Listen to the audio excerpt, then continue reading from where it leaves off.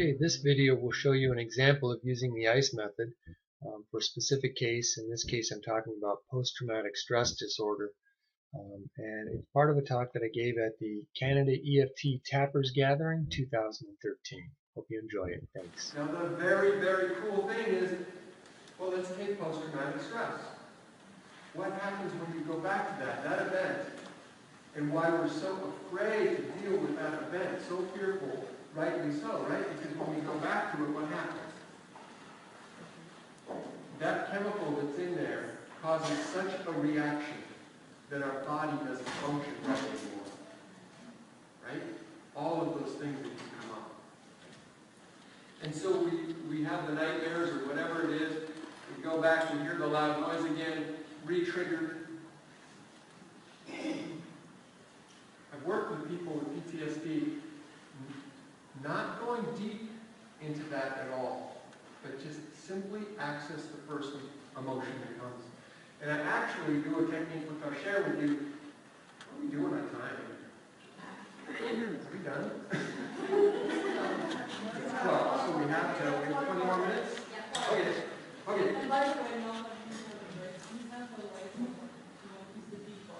Yeah, I will use the laser point for my review, but this is really all I want to share with you. We're very simple guys. So, for post-traumatic, right, one of the issues is when you go into any big issue, even if it's not post-traumatic, it's this big mountain of stuff. And you're afraid that if you go in it, you're going to get swallowed up and you're never going to come out, right? So we depart from it. We get away from it. It is a perfectly good response. But if instead I have this mountain of PTSD, and I'm outside of it, and I'm okay now, and I'm working with somebody, I invite them to take your hand, don't do it yet, put it up, and when you're ready, I invite you to just put your hand against the mountain, take the first thing you get and bring your hand back. I do not want to activate all of it. I don't want the person to have it all activated. Just the first thing. When you bring it back, you have something, yes, I don't want to hear about it. Why? Because this synapse is now activated. You don't want all 1 trillion of them going into reactivity, right? Well, what do you do then? Immediately, hey, would you just look at this point? Look at that point. Your body is always the servant of your mind. Observe the point. Just observe the point. If you flick off it because it's pointed, as soon as you realize it, look back. Look back. Observe the second point. Observe the space in between that has nothing in it.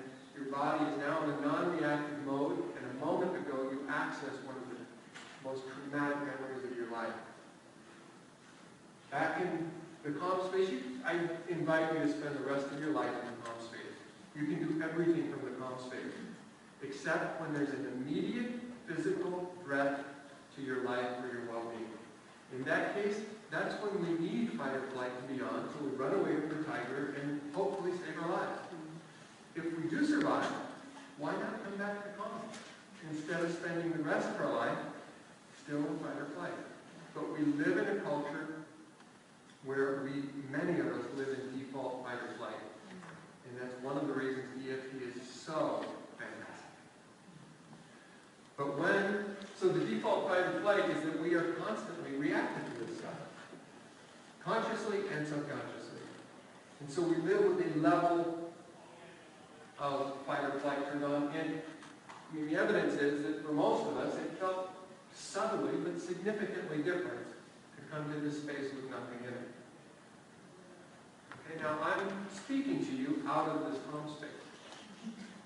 I just felt my heart go up a little bit going back to the calm space. Why? Because none of you is going to physically hurt me.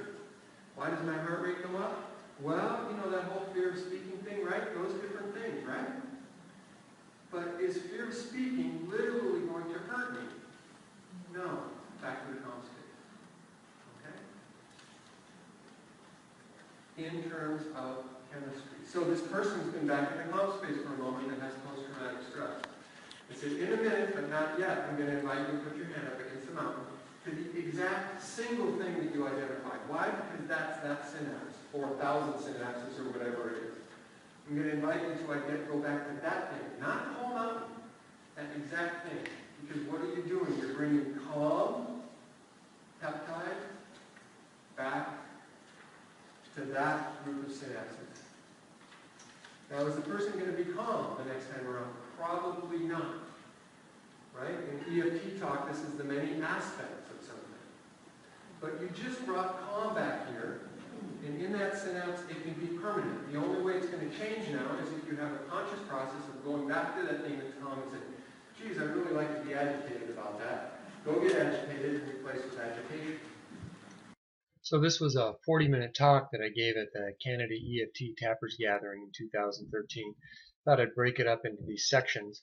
So this was the fifth part of it about PTSD, and coming up next in the sixth section is a section on comparing the ICE method and the emotional freedom technique, EFT, that was developed by Gary Craig.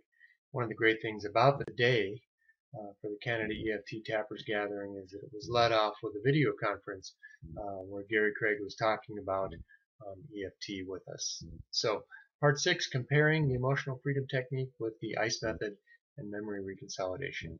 All right, thanks.